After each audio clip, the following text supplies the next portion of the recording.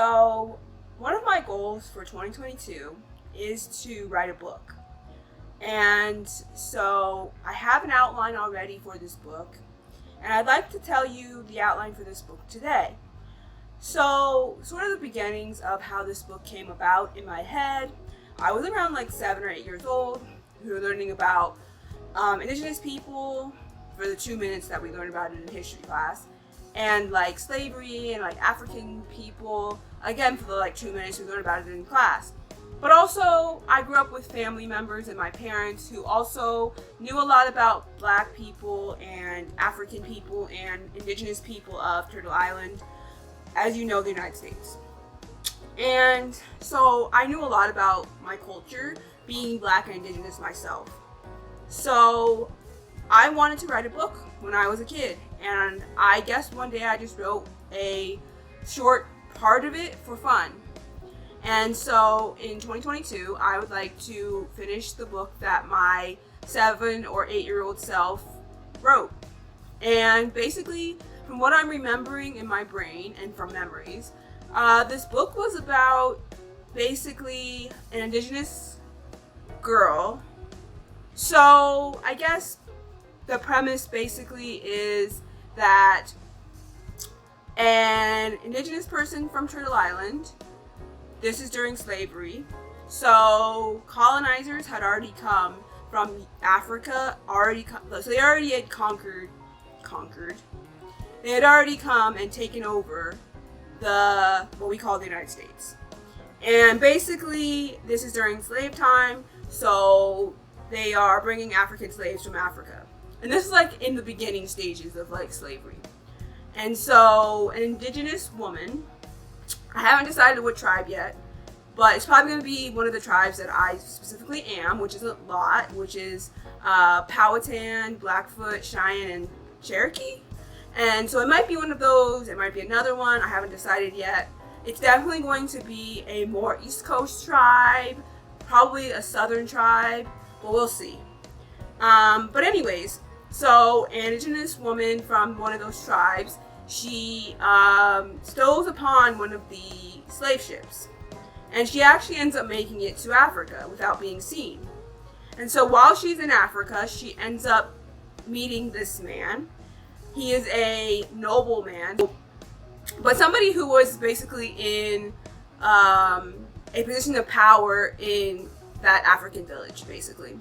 And it's going to be in West Africa because it's going to be tying into slavery. So she meets this man, and they fall in love, and they end up having a baby together. Now, this woman knows she has to go back to Turtle Island to be with her people, so she leaves her daughter with her husband in Africa, where she knows that she will be safe. And so the woman goes back on the slave ship, but unfortunately, she ends up getting captured by one of the colonizers, and when they get back to Turtle Island, she ends up being enslaved. And so the little girl, she ends up growing up in the African village, and she has a lot of features that are both African and indigenous to Turtle Island. And so she grows up with her father, and she grows up with the village, and she grows up with many different gifts, healing gifts, and different things like that. And so she is a very special child. And, you know, people in the village are very humbled by her being both of Black ancestry, of African ancestry, and of indigenous ancestry from Turtle Island. And this village in West Africa knows of the different tribes of African people who already went to Turtle Island before the colonizers went there. And so they know of Turtle Island a little bit. And so they are very humbled by this daughter. And so when the daughter turns 16, and this is going to be part of this is like a young adult, like, fantasy type book. So it's going to be realism in this book, but there's also going to be a lot of, like, magic, and there's going to be a lot of, like, just, like, whimsical things that are, like, fun. So, okay, she's going to have a bird who's, like, her best friend. and the bird is going to be able to talk to her telepathically.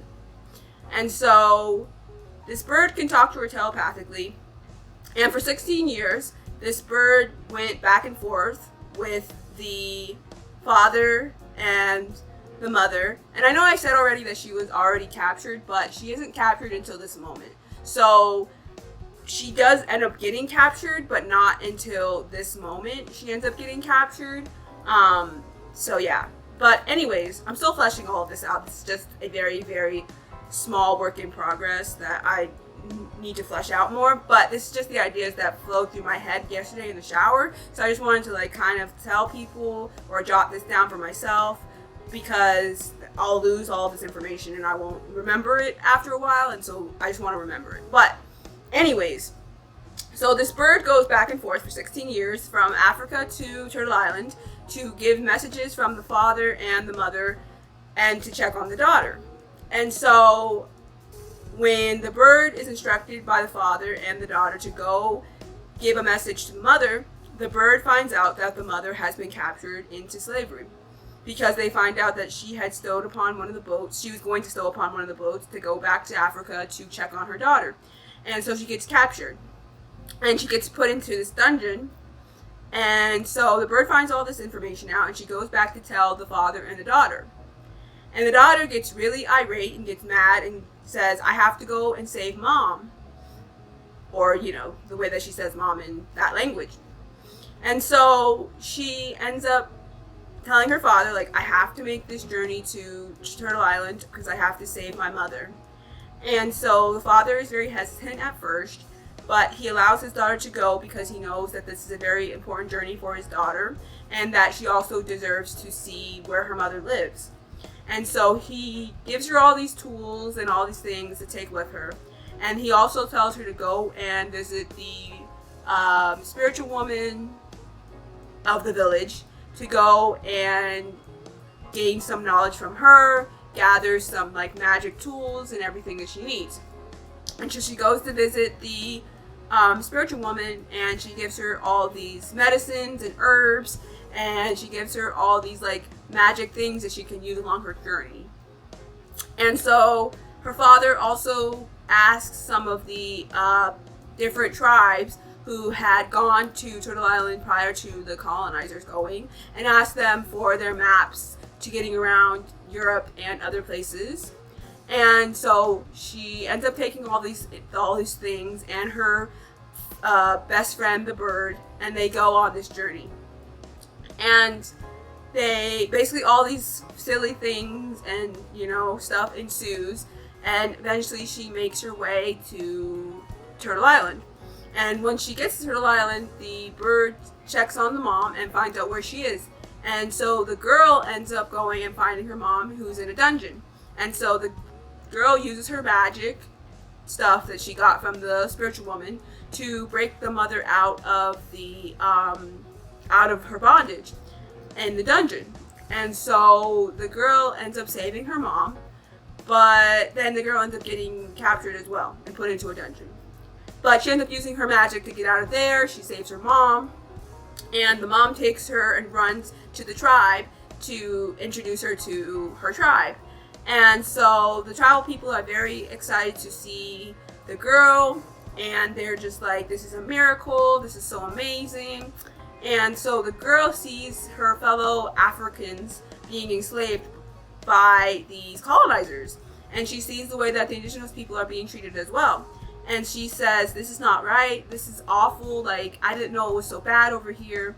And so she tells the tribal people of the indigenous people, she tells them, the brothers and sisters, the African brothers and sisters are being enslaved by these colonizers who came and stole your land and killed your people. And we have to save them, because in saving them, we can save each other.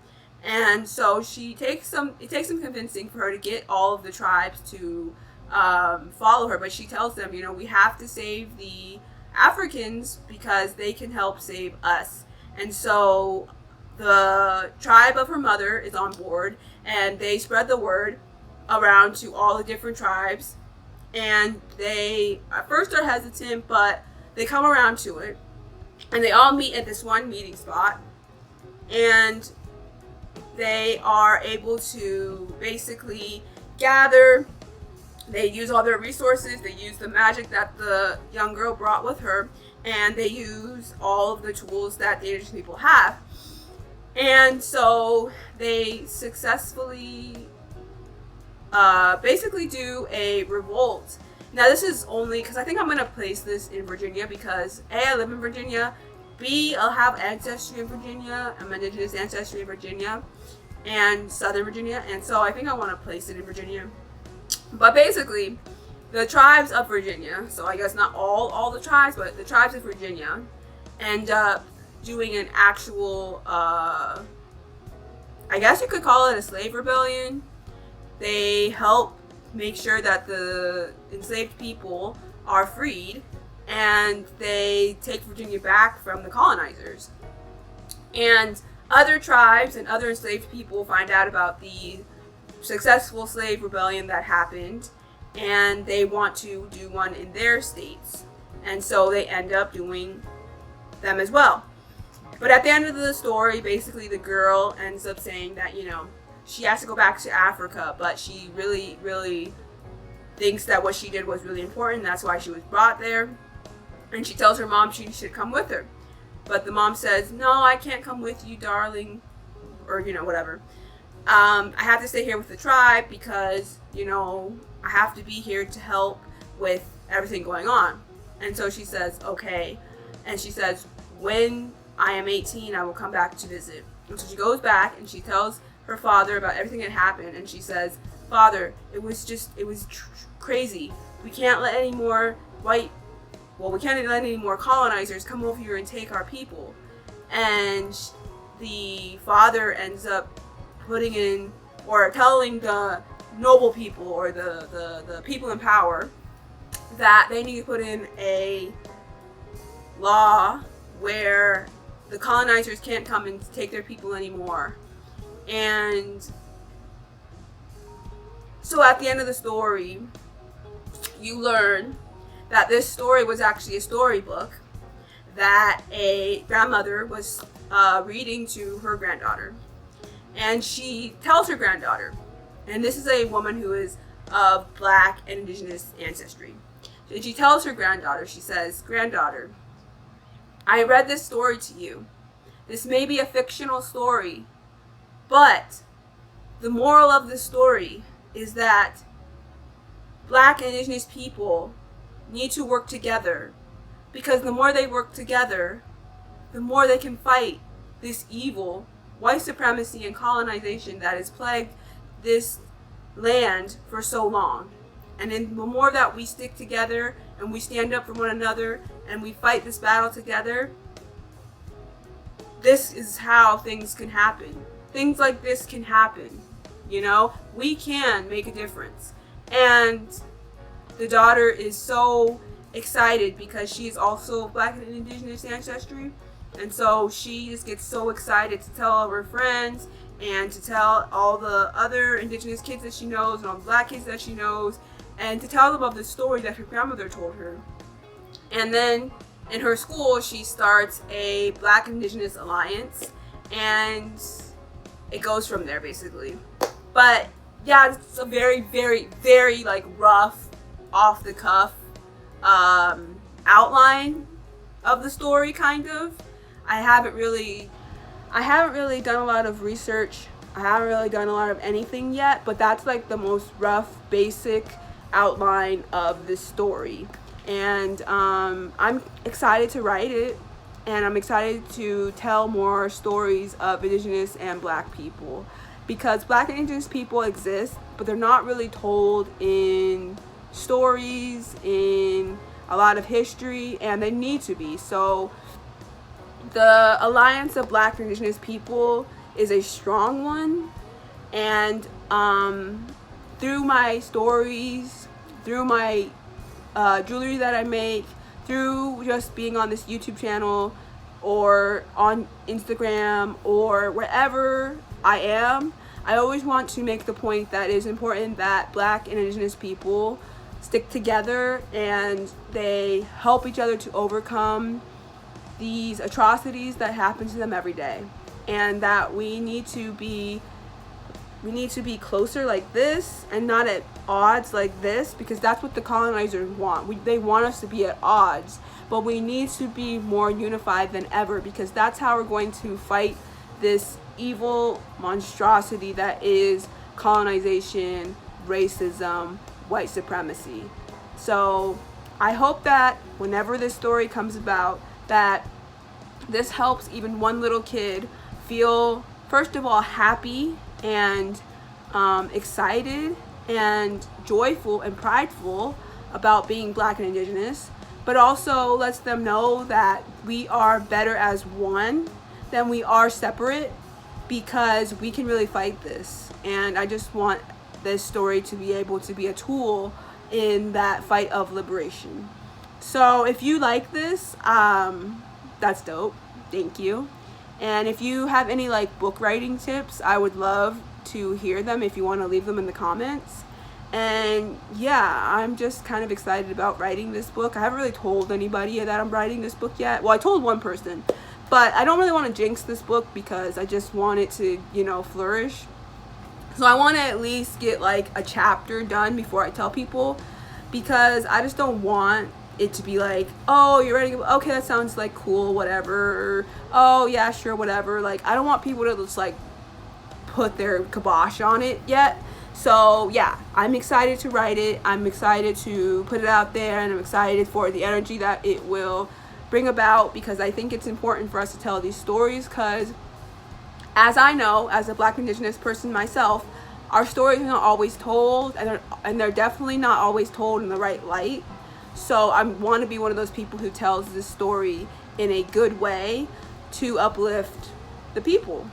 So yeah, that was just my outline of my book that I plan to write this year, or at least start writing this year. And again, if you have any book writing tips, if you've written a book before, you know, and you want to give me tips on that, if you are, you know, anything, if you know of an editor, because I'm going to eventually need one of those, definitely, because I have dyslexia and I'm going to need a editor really bad. If you, just anything that goes into writing a book, if you have any kind of ideas at all, you can hit me up in the comments and I will love you forever. So yeah, that was just my book outline. I hope you loved it, and if you didn't love it and you think I should change anything, you can also tell me in the comments below. Alright, well, until next time, peace and blessings.